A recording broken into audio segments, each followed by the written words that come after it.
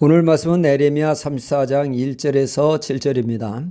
요한계시록 3장 20절은 말씀하기를 내가 문 밖에 서서 두드리노니 누구든지 내 음성을 듣고 문을 열면 내가 그에게로 들어가 그로 더불어 먹고 그는 나로 더불어 먹으리라 말씀하십니다. 주님은 인격적인 분이시죠. 문 밖에서 문을 두드리는 분이십니다. 문을 박차고 들어오시는 분이 아닙니다. 우리의 반응을 존중히 여기시죠. 주님의 문을 두드리심에 기쁘게 영접하는 자들과 함께 교제하시고 은혜를 베푸십니다. 그러나 주님의 문 두드리심에 빗장문을 걸어 잠그면 주님은 돌이켜 가시는 분이시지 우격다짐으로 문을 박차고 부수고 들어오시는 분이 아니십니다. 가령 거라사 지방에 주님이 가셨을 때 군대 귀신 들려 거라사 지방을 공포로 몰아가는 자를 고치시는 과정 속에 돼지떼 2,000마리가 바다에 빠져 죽는 일로 인하여 그 지방 사람들은 한 영혼이 바로 서는 것보다 경제적인 손실에 그들은 주님이 그 지방에 들어오심을 거부하자 그들이 원하는 대로 주님은 그 지방에서 떠나셨습니다. 하나님의 역사가 이러하십니다. 하나님은 모든 사람이 구원 얻기를 원하시는 간절한 열망을 가지고 계십니다. 하나님은 전능하셔서 그리할 수 있으신 분이시나 사람들의 인격을 존중히 여기시며 그들의 선택 또한 존중히 여기십니다.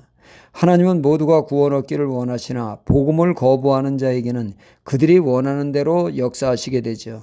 인격적으로 역사하시는 하나님이십니다. 하나님은 결코 심판을 즐기시는 무서운 하나님이 아니시며 사랑의 하나님이십니다. 그래서 하나님은 구원의 길을 제시하시고 생명의 길, 축복의 길로 인도하십니다. 하나님의 말씀이 그 역할을 감당하게 되죠. 그래서 하나님의 역사의 출발은 항상 말씀으로부터 시작된다는 사실입니다. 오늘 말씀은 유다의 마지막의 왕인 시드기야 왕에 대한 말씀입니다. 시드기야 조카이자 왕인 여호야긴이 바벨론의 포로로 끌려가게 되어집니다. 이때 바벨론의 느부갓네살 왕이 그 당시 21살인 시드기야를 왕으로 세웠습니다. 시드기야는 바벨론 느부갓네살 왕이 세워준 왕으로 그는 느부갓네살 왕에게 충성을 다해야 했습니다. 에레미야 27장에 보면 하나님의 말씀이 에레미야에 임하여 너는 시드기야 왕에게 하나님의 말씀을 전하라고 했죠. 그 말씀의 내용은 바벨론의 느부갓네살 왕에게 하나님이 고난을 부여하셨으므로 그에게 복종하여 살라고 하십니다. 그러면서 하나님의 경고가 바벨론 느부갓네살 왕을 섬기지 않은 자는 칼과 기근과 연병으로 벌하리라 하셨습니다.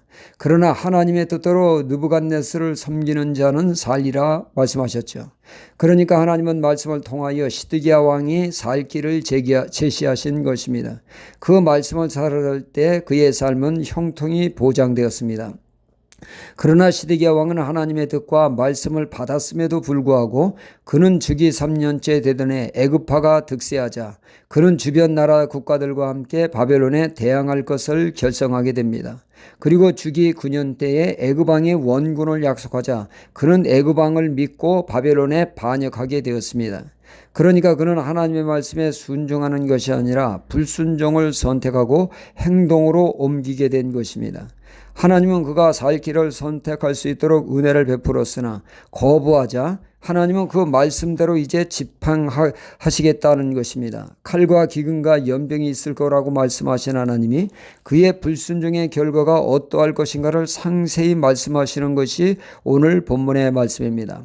하나님은 예루살렘 성이 불에 타 버릴 것이라고 했고 시드기야 왕은 느부갓네살 왕에게 생포될 것이며 그는 바벨론에 끌려가 그곳에서 죽게 될 것이라고 하는 말씀입니다. 시드기야는 하나님의 말씀을 무시하므로 그의 인생은 비극적으로 맞춰진다는 말씀입니다. 말씀을 무시하는 자의 말로가 비참함을 잘 나타내 보여주고 있죠. 주님은 말씀하십니다. 사람은 떡으로 사는 존재가 아니라 여호와의 입에서 나오는 모든 말씀으로 살아야 하는 영적 존재라고 말씀하셨습니다. 말씀을 따라 살 때 그 인생과 신앙은 반석 위에 든든한 견고한 신앙이 될 것이라고 말씀하셨죠. 하지만 말씀을 무시하고 말씀의 신앙을 세우지 않으면 모래에 지은 집과 같이 한순간 비바람에 흔적 없이 사라지는 허망한 신앙이 될 것이라고 하셨습니다. 아무리 대단한 축복과 은혜와 은사를 받았어도 말씀의 기초가 되지 않으면 그 신앙은 위험한 신앙이 될 것이라는 말씀입니다. 말로가 비참하다고 하는 경고의 말씀이죠. 우리는 늘 하나님의 말씀을 사모하며 내게 주시는 하나님의 말씀에 나를 복종시켜 말씀에 순종하는 신앙이 되어 하나님의 은혜와 복을 누리는 복된 신앙이 되어야겠습니다. 할렐루야.